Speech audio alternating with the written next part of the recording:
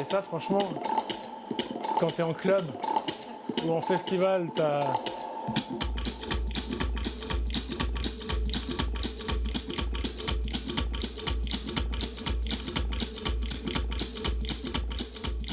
C'est surtout qu'à cette période, on avait tendance, la musique électronique, à avoir une espèce de propreté dans la musique. Et lui, il est arrivé comme un fou avec des sons qui n'ont rien à voir, qui marchaient pas tout de suite dans le rythme.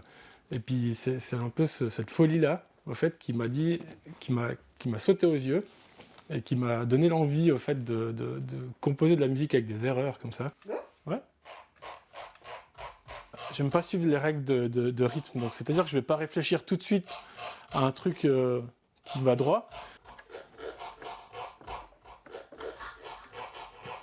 J'ai une règle, c'est de ne pas utiliser des sons qui existent.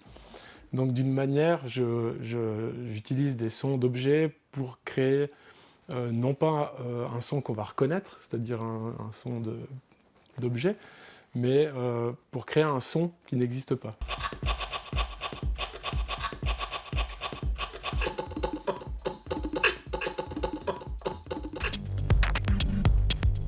Pour moi, l'accident dans la musique, ça reste un truc intéressant parce que c'est souvent, même par exemple dans le DJing, un DJ qui mixe des musiques, quand on fait une erreur, on a tendance à vite l'enlever, puis du coup, le public dit « Ah bah, voilà, il s'est planté ».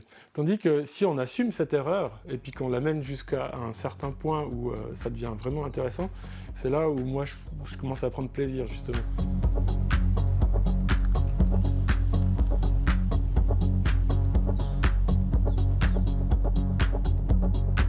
J'ai vraiment voulu que ça se tourne en une seule prise, toute la traversée.